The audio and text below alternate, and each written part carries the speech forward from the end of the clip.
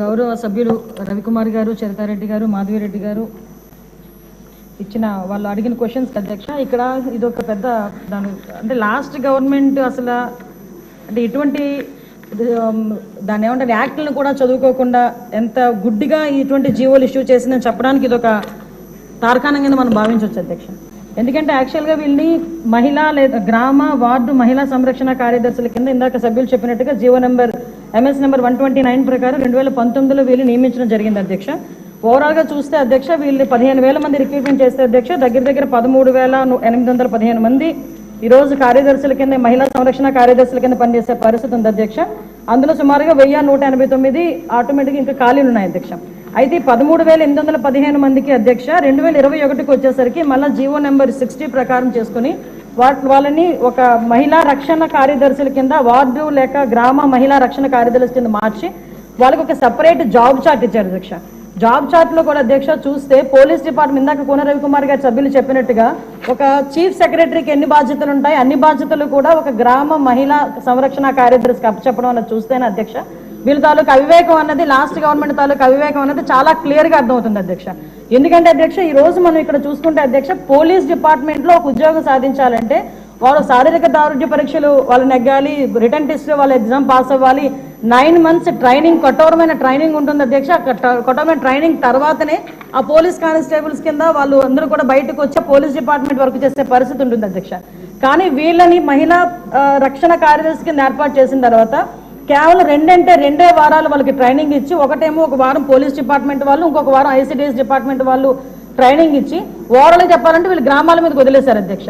వాళ్ళు పంపించిన తర్వాత కూడా వాళ్ళకి ఇష్టాలు కూడా గ్రహించకుండా పోలీస్ డ్రెస్ కూడా వాళ్ళకి వేయటానికి ఇంచుమించుగా పోలీస్ యూనిఫామ్ కూడా వాళ్ళకి వేయాలి అని చెప్పి వాళ్ళు రిస్ట్రిక్ట్ చేస్తే వాళ్ళు కూడా దానికి భయపడి బాధపడి చాలా మంది కోర్టులకు వెళ్ళిన సందర్భాలు కూడా ఉన్నాయి అధ్యక్ష. ఈరోజు కోర్టులో దగ్గర 7 రిట్ పిటిషన్లు మహిళా కార్యదర్శికి సంబంధించి ఆ పోలీస్ డ్రెస్ విషయంలోని కానీ వీళ్ళు జాబ్ చార్ట్ ఒక అవగాహన లేకుండా డబ్బులు ఇచ్చుకుని పెట్టుకున్నాడు కదా, ఆ మేధావులందరూ కలిపి ఆల్రెడీ 12,000 మంది వీళ్ళు పనిచేస్తున్నారు కదా, వీళ్ళని మనం పోలీసుల కింద కన్వర్ట్ చేసేస్తే వాటిని తగ్గించి వచ్చని ఒక ఉచిత సలహా పడేశారు అధ్యక్ష. దానికి వెనకాతలు ఒక పోలీస్ డిపార్ట్మెంట్ మీద ఒక అవగాహన, పోలీస్ రిక్రూట్మెంట్ మీద ఒక అవగాహన, వాళ్ళ తాలూకా జాబ్ చార్ట్ మీద ఒక అవగాహన ఉండుంటే ఇలాంటి పని చేసి ఉండేవారు కాదు అధ్యక్ష. ఈ రోజు వీళ్ళ పరిస్థితి ఏమైపోయిందంటే వీళ్ళు వెళ్ళి రిపోర్ట్ చేయాల్సింది గ్రామ సెక్రటరీకి రిపోర్ట్ చేయాలి. వీళ్ళ అడ్మినిస్ట్రేటివ్ పవర్స్ ఎక్కడ ఉంటాయంటే పోలీస్ డిపార్ట్మెంట్ దగ్గర ఉంటాయి. వీళ్ళకి జీతం ఇచ్చేదేమో ఎంపీడీఓ, లీవ్ ఇచ్చేదేమో ఎంపీడీఓ, మళ్ళా తిరిగి ఒకవేళ ట్రాన్స్ఫర్ అవ్వాలంటే డిపార్ట్మెంట్ కలెక్టర్ దగ్గరికి వెళ్ళాలి అధ్యక్ష. అంటే వీళ్ళకి సంబంధించి ఒక అథారిటేటివ్ ఆఫీసర్ ఒకరు కూడా లేక ఇన్ని డిపార్ట్మెంట్స్తో పోనీ పైకి వచ్చిన తర్వాత పని చేద్దామంటే వీళ్ళు తాలూకా అంటే పైచి ఎంత పెరిగిపోయిందంటే లాస్ట్ గవర్నమెంట్కి వీళ్ళ చేతే తక్కువ జీతాలు ఇచ్చి ఎక్కువ పని చేయించుకుందామని క్రైమ్ ఆఫ్ ఎఫెన్స్ దగ్గర కూడా కాపాడడానికి కూడా వీళ్ళు తీసుకెళ్లాలంట. నాన్ బెయిలబుల్ వారెంట్లకు సంబంధించి వీళ్ళు సపోర్ట్ చేయాలంట. అక్కడికి వెళ్ళి మహిళా సంరక్షణ కార్యదర్శుల కింద మహిళా రక్షణ కార్యదర్శుల కింద అక్కడ ఉన్న అవగాహన కల్పించడం, లేకపోతే ఐసిడిఎస్ సంబంధించి ఏదైనా మిడ్ డే మీల్స్ చూడడం అంతవరకు ఓకే. ఆఖరికి పోలీస్ డిపార్ట్మెంట్కి వాళ్ళ ఇన్వెస్టిగేషన్లోని కూడా వీళ్ళు హెల్ప్ తీసుకొని చేసుకునే పరిస్థితి కనిపించింది.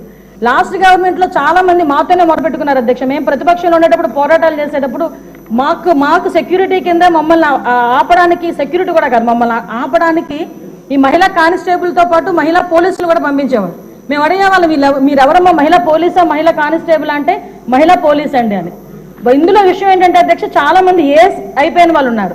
మళ్ళీ ఇంకోటి ఏంటంటే ఎంటెక్లు బీటెక్లు చేసుకుని కొంతమంది ఫ్యామిలీస్ పోలీస్ డిపార్ట్మెంట్లోకి కొంతమంది యాక్సెప్ట్ చేస్తారు, కొంతమంది యాక్సెప్ట్ చేయకపోతారు. ఇలాంటి సిచ్యువేషన్స్ అన్నింటిలోని కూడా ఈరోజు వీళ్ళు పడుతున్న బాధ అధ్యక్ష వర్ణనాతీతం. ఇంకొకటి ఇందులో కొసమేర్పు ఏంటంటే ఎన్నో సంవత్సరాలు కానిస్టేబుల్ కింద చేస్తే హెడ్ కానిస్టేబుల్ ప్రమోషన్ వస్తుంది. హెడ్ కానిస్టేబుల్ దగ్గర నుంచి ఒక ఏఎస్ఐ, ఎస్ఐ, సిఏ ర్యాంక్ వరకు వెళ్తారు. వీళ్ళు ఎటువంటి రిక్రూట్మెంట్ లేదు, ఎటువంటి శారీరక దృఢ పరీక్షలు లేవు, ఎటువంటి రిటర్న్ టెస్టులు లేవు, ఎటువంటి ట్రైనింగ్స్ లేవు. వీళ్ళకి కూడా మహిళా పోలీస్ దగ్గర నుంచి అప్ టు ఇన్స్పెక్టర్ వరకు కూడా వీళ్ళకి కూడా ఒక ప్రమోషన్ జాబ్ చార్ట్ ఇచ్చేసి ఒక జీవో కూడా రిలీజ్ చేశారు అధ్యక్ష. అంటే వీళ్ళు ఎంత అంటే అవగాహన లేదు. అప్పుడు మనందరూ అనుకునే వాళ్ళు తొగ్గులకు పరిపాలన దానికి ఇది ప్రత్యేక సాక్ష్యం కింద మనం ఈ మహిళా రక్షణ కార్యదర్శుల గురించి చూడాలంటే ఇది మనం చెప్పుకోవచ్చు అధ్యక్ష.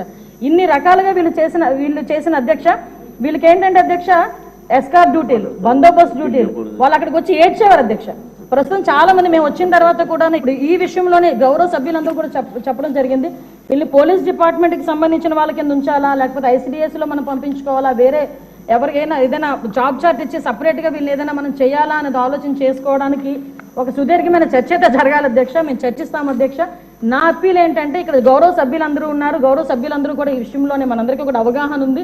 ఈ గౌరవ సభ్యులందరూ కూడా ఈ విషయంలో, ఈ మహిళా కార్యదర్శుల విషయంలో మనం ఏం చేస్తే వాళ్ళ సేవలు వినియోగించుకునేటట్టుగా ఉంటుందో, గౌరవ సభ్యులు ఎవరైనా లిఖితపూర్వకంగా మాకు సూచనలు సలహాలు ఇచ్చినా దాన్ని బేస్ చేసుకొని, అదేవిధంగా మనం డిపార్ట్మెంట్ వాళ్ళతో కూడా చర్చించి దీని మీద నిర్ణయం తీసుకొని యాజ్ ఎర్లీ యాజ్ పాసిబుల్ మహిళా కార్యదర్శులకి వాళ్ళకి ఒక మహిళా సంరక్షణ కార్యదర్శులకి ఒక జాబ్ చార్ట్ ఇస్తామని చెప్పి సభ